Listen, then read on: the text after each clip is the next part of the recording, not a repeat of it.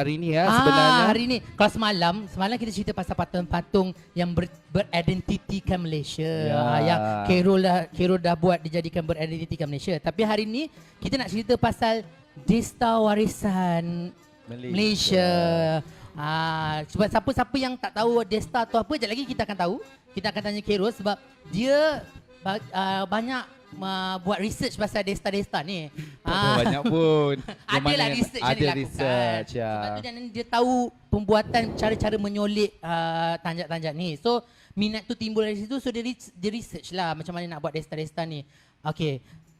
First of all, sekarang ni orang ada masalah tau. Dia macam dia tak reti beza apa itu tengkolok, apa itu Desta, apa itu tanjak. So apa beza tiga-tiga ni? Kalau sebenarnya bezanya dia ada apa nak cakap tadi? Okey, Desta, tanjak dengan tengkolok adalah benda yang sama. Okey, dia lebih kepada penutup kepala lah. Senang cerita adalah melalui kamus dia adalah pemuntal kain ataupun penutup kepala. Okey, penutup kepala. So tengkolok ni lebih kepada sifat yang bertingkat-tingkat. Okey, tengkolok ya berlapik-lapik. Kalau kita tengok yang agung ke raja dia bertingkat-tingkat. Okey, kalau macam Desta ni adalah lebih kepada yang lebih ringkas dan ringkas simple sama lah kan. Lebih ringkas dan rendah bentuk dia. Dia tak tinggi sangat. Okey? Betul. So sekali lagi. Ni contoh-contoh Desta dia yang bertingkat-tingkat yang Cikgu Khairul cakap. Cikgu Khairul lah aku panggil kau. Dah kenapa aku panggil kau Cikgu Khairul? Khairul yang bertingkat-tingkat tu dia ada lapisan-lapisan ni. Sebenarnya nanti Khairul akan cerita lapisan-lapisan ni ada mewakili makna-maknanya yang tersembunyi. Okey. Okay, sebenarnya yang ni adalah sebahagian collection saya sendiri. Oh, maknanya ni awak buat awak simpan lah. Bukan maknanya awak buat untuk orang tempah. Bukan. Yang ni adalah collection saya sendiri. Sebahagian ada 3. Saya punya kalau tak silap ada 6. Ada collection sendiri. Ada collection sendiri lah. Sebab yang dulu one off yang macam orang lain tak ada kau je ada. Ya, betul. Okay, sebab masa tu masa saya buat benda ini kalau nak pergi mana-mana memerlukan tanjak sebab ada sebab-sebab memakan tanjaknya. Contoh antara sebab Contohnya sebenarnya yang pertama saya buat adalah yang kalau tak silap yang ini apa mana? Yang ini adalah ketika saya membuat persembahan untuk kepala saya sahaja. Kepala kau besar pula. Boleh lah pakai kepala besar sebab macam ni. memerlukan tanjak yang berwarna merah dan saya buat sendiri dan saya tak kongsi dengan orang. So kebanyakannya yang ada tanjak-tanjak yang ada semua dah berkongsi. Bukannya Kek Wat sebab kita buat yang ni adalah maknanya kalau kau je boleh pakai, maknanya kau ada mandram lah ni juga. Tak ada lah mandram. Sebab yang ni saya solid sendiri untuk gubahan tradisi di Aswara. Aswara. Ya. Faham. Ada lagi satu yang ni warna pink. Yang pink ni adalah ketika saya menyertai pertandingan nyanyian asli di UM dan saya mencari baju dan bersesuaian dengan warna. So saya terpaksa buat malam yang sama, besok nak pakai malam tu buat. Kreatif awak. Inilah hasil dia. Isu jap. Isu dia dekat sini bukannya dia buat tanjak. Isunya dia buat untuk pertandingan nyanyian asli dekat Festini UM. No. So ada lagi. Kau lah penyanyi, kau lah buat tanjak, kau lah buat kostum, semua kau kan? Tak adalah. So kita nak pakai, kita kena buat lah. Takkan kita nak harapkan orang nak pinjam. So nak pinjam orang punya macam tak perlu kot. Kita dah ada pandai buat benda ni. So kita buat lah. So yang ini adalah tanjak ketika saya pergi ke mana yang ni?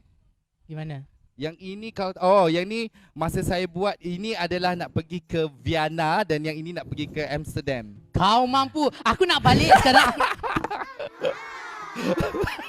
Tak. Dia saja letak 3 atas ni. Aku ingat macam pameran. Rupa-rupanya dia ada hudang di sebalik batu ni. Nak cakap, this is for Malaysia, show in Malaysia. This is for Amsterdam. This is for Vienna. Sebab masa saya pergi ke sana, sebab saya nak bawa tradisi, tradisi Melayu kita. So orang tengok, wow, interesting. Faham. So tak adalah macam saya nak pakai tiba-tiba macam aku nak pakai benda ni saja-saja. Masa tu adalah competition dance competition dance competition. So saya as a choreographer nak kena present, so kena proper lah. So kita kena pakai 5 persalinan yang lengkap. Sebelum berdiri. Tak adalah berdiri. Okay. Sebelum kita bincang banyak lagi dengan Khairul atau Khairul bagi tahu banyak information lagi, tolong korang share this video, tolong share this video. Saya percaya video ni boleh memberi manfaat kepada kita semua rakyat Malaysia untuk memahami lagi kesenian dan kebudayaan di Malaysia, sebab saya rasa dengan menggunakan media sosial atau platform sebegini dia lebih dekat kepada masyarakat dan masyarakat boleh memahami dan menghargai kesenian tersebut. Kat dalam komen ni banyak orang komen. Atas kepala tu tanjak apa maknan dia kata. Sebenarnya bukan tanjak atas kepala kita ni. Saja nak tunjuk kat sini tanjak atas kepala ni tarbus, tapi kita kan lain daripada lain. So takkan nak pakai tanjak juga. Betul kan? Kalau konflik kita pakai tanjak, semalam dah pakai tanjak. So hari ni nak macam too much. Dia pakailah macam ni sebab masalah, tapi tak ada saiz aku kan. So aku macam orang tak kata lah. dia ni gila nak tunjuk tanjak, tapi kau Tapi sendiri aku ada hoodie, aku pakai bulu. Tak apa. Sebenarnya kita nak tanjak, kita nak lain daripada lain tadi kan. So takkan kita nak pakai tanjak juga, tiba-tiba ada tanjak depan, kita nak cerita pasal tanjak.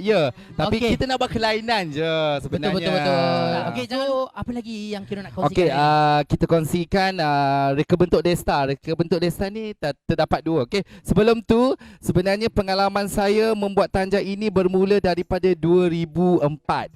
Okey, saya belajar daripada arwah Wan Yahya Abdullah yang memang first yang dalam buku Daystar Warisan Malaysia Koleksi Pilihan.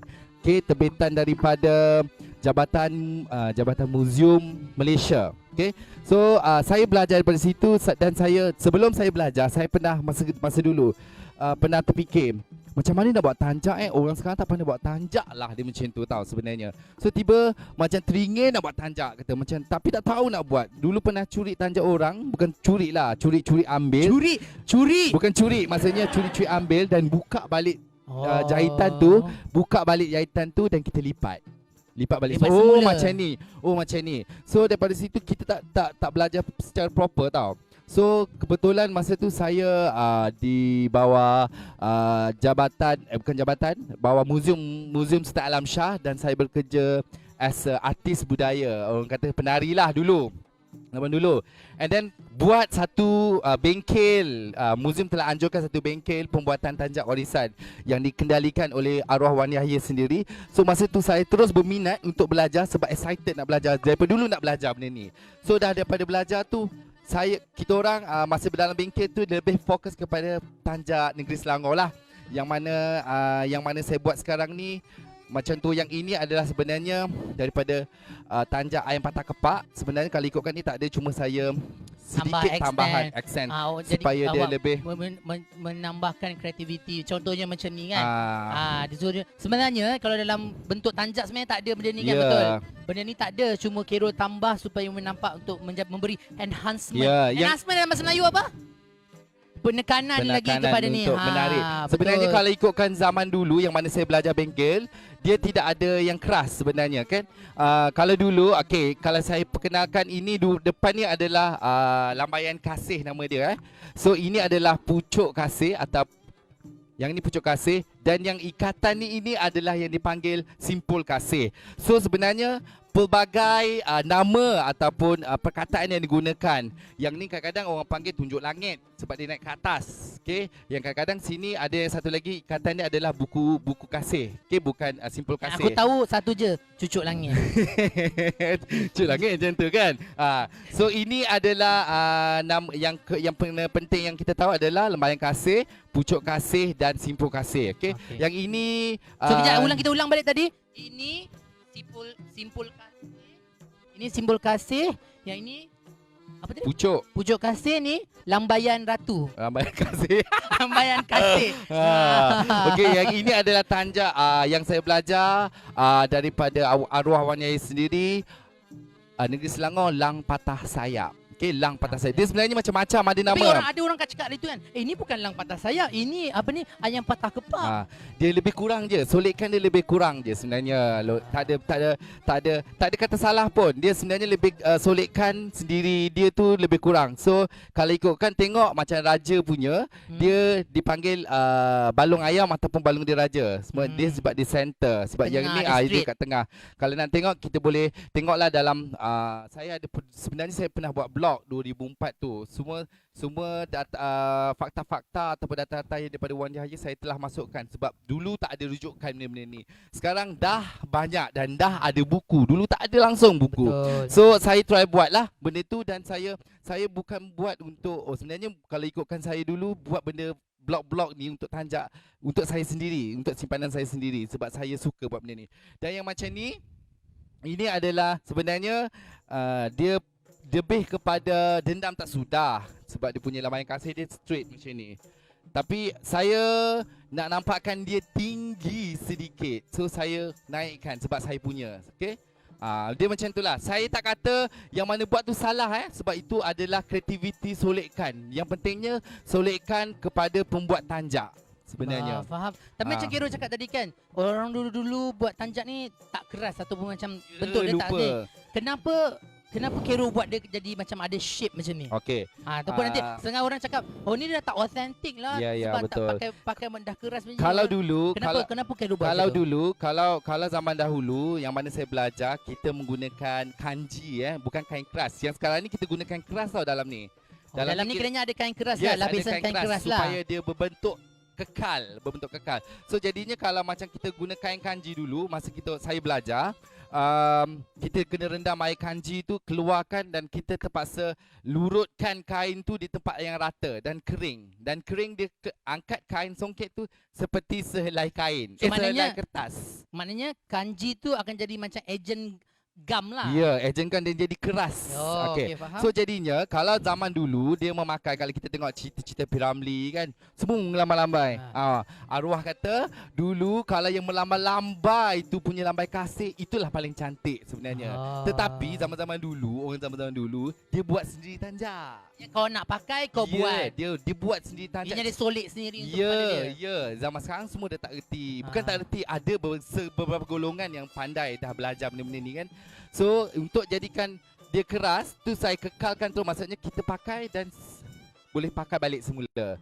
Tanpa membuat nak lipat pakai. Okay, memudahkan pemakaian. Ya, memudahkan pemakaian. Okay, sebelum Kerol sambung lagi cerita-cerita pasal Desta ni, jangan lupa share this video, share banyak-banyak kepada grup-grup yang korang rasa bagi respon, boleh bagi information tentang Desta ni. Share video ni, komen juga dekat bawah ni. Saya masih menunggu komen-komen atau korang ada beberapa soalan-soalan kepada kita orang mengenai Desta. Kalau kenapa Desta ni macam ni, kenapa Desta ni macam ni, ada nak tanya apa-apa boleh komen dekat bawah tu, kita orang baca dan kita orang cuba jawab sebaik mungkin. Sekejap, saya nak tengok kalau ada orang komen-komen ke siapa-siapa yang masuk tengok ni dulu. Kadang kita terlepas ke apa ke. So koleksi heritage ni cantik. Siapa? Aaron Lee. Hi Aaron Lee. Okay. Ini tak adalah heritage sangat sebab yang ini sekarang dah telah dikreasikan sedikit untuk kreativiti. Ada perubahan mengikut zaman. So sebenarnya yang ni saya buat lebih kepada persembahan, bukannya kepada orang kata adat Israel. Sebab kalau ikutkan tanjak-tanjak yang ada bertingkat-tingkat tu adalah pangkat-pangkat. Kalau tengok kat sini, sebenarnya saya buat dia ada beza tau, sebelah kiri atau belah kanan. Saya pakai sekarang. Saya try pakai Ini ada belah kiri, simpulan kasih dia belah kiri. Sebenarnya adalah untuk golongan yang mana saya belajar adalah golongan orang-orang biasa. It's not kepada orang-orang bangsawan. Orang bangsawan akan pakai belah kanan. Raja, especially raja lah. Raja akan pakai belah kanan, simpulan dia. Dia akan terbalik sebenarnya. So kalau macam ikutkan tengkolok, kalau awak tengok yang mana ada tengkolok di raja, bertingkat-tingkat. Itu adalah pangkat sebenarnya. Bukannya kita saja lipat. Okey, sebenarnya pangkat. So sebenarnya kalau ikutkan, kita reka bentuk Daystar ni terbahagi kepada dua okey. Adalah bentuk asas dan bentuk hiasan. So sebenarnya pelbagai nama telah diberikan contoh je adalah berdasar kepada flora dan fauna. Flora dan fauna. Kita memanglah orang dulu dia punya inspirasi tu daripada flora dan fauna. Yes. So macam kadang-kadang kalau kita tengok design batik, pucuk rebung lah, sama juga dengan tanjak. Sama. Macam tumbuhan-tumbuhan lah, bunga padi, batu dan kan, ikan mayang, jantung pisang, macam-macam. Itu untuk yang lebih kepada tumbuhan. Okay? Untuk legenda dia ada nama-nama manusia macam tanjak bendahara, tanjak tengkolok alang, macam tu. Kalau macam haiwan, gajah menyusulah, ayam kapata kepak, balung ayam, belala gajah, semua ada. Okey, kalau macam contoh abstrak punya nama lebih kepada berbulan, bugis tak balik, dagang sakit di rantau, okey. So, banyaklah nama-nama dia sebenarnya. Sangat. Ini nama-nama tanjak ataupun nama-nama bahagian? Nama-nama tanjak. So jangan confuse dengan apa kita cakap tadi. Tadi kita cakap pasal bentuk ataupun elemen-elemen design dekat tanjak tu. Tapi sekarang ni kita cakap nama-nama tanjak yang diinspirasikan daripada flora fauna dan abstrak. Right, Okay? betul. Sebenarnya kalau ikutkan nama-nama ataupun solekan-solekan ada beza. Dan setiap negeri ada beza. Baik di belah kiri ataupun belah kanan. Puncak kasih ataupun puncak kasih. Okey. Sebab saya yang ini adalah lebih kepada tanjak negeri Selangor yang saya belajar.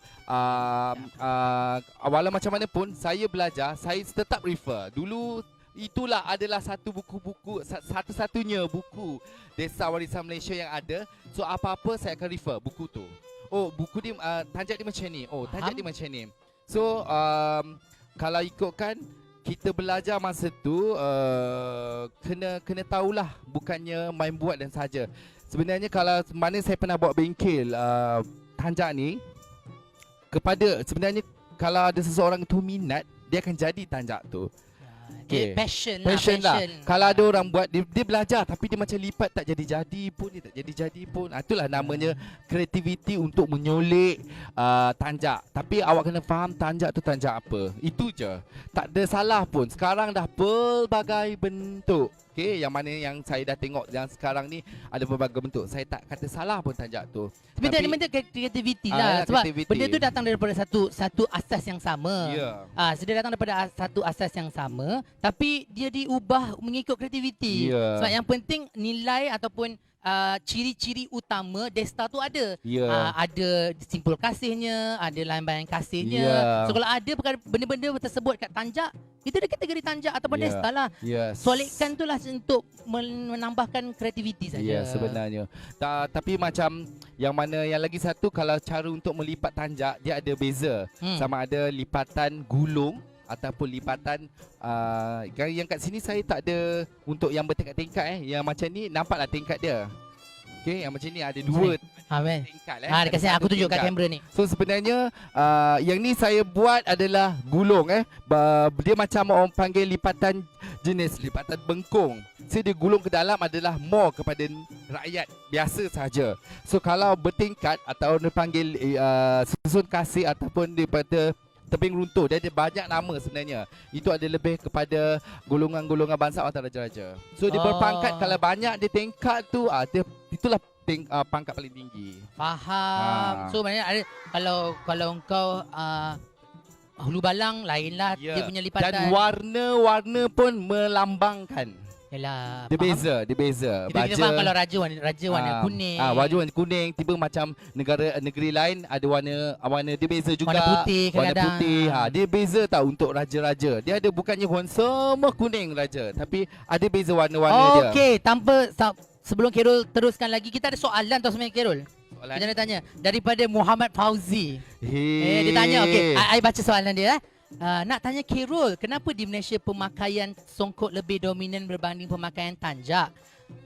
Kita mengambil kira bukan konsep beribadah tapi pakaian seharian seperti orang dulu. Oh, mencabar soalan dia. Ni level-level orang PhD master ni, takutlah kita. Macam pemahaman saya, okey. Tanjak ni kalau ikutkan pemakaian dia mengikut situasi. Okay, Faham. situasi. Kalau macam songkok tu dia memang harian kita pakai tau. Harian kita pakai. Contohnya macam nak semayang kita pakai kan. So tanjak ni bersesuaian. Tiba tak kalau kau nak pergi pakai tanjak tu tiba nak semayang. Boleh, tak ada masalah. Tapi dia macam pelik kan. Dia macam tu lah. Sebenarnya saya rasa dia kemudahan dan accessible kepada tersebut. Yang songkok Sebab tu lagi satu, lebih mudah didapati saya rasa yes. disebabkan Sebab itu. disebabkan dia mudah didapati, so dan mungkin kos untuk buat songkok lebih murah daripada buat tanjak. Itu So salah satunya juga. orang-orang dulu lebih memilih songkok dan mudah simpan. Mungkin songkok zaman dulu tak zaman sekarang ni songkok keras kan. Dulu ada songkok lipat, so orang boleh guna songkok tu untuk pergi semayang, pergi keluar Lagi semula. satu, kalau macam mana yang saya faham dan saya belajar, kalau pakai tanjak dulu ni dia kena ada persalinan, 5 persalinan. So dia kena pakai lengkap. Okey, kena pakai lengkap kalau ikutkan dulu. Okey. So sekarang ni zaman sekarang nak kata trend is not boleh lah nak kata trend sedikit So zaman sekarang orang pakai tanjak hitam. Dia nak menukarkan kepada songkok. So dia nak jadikan satu perkara norma baru untuk diorang. So memakai tanjak warna hitam tu ke mana-mana. So dia tidak melambangkan cakap apa?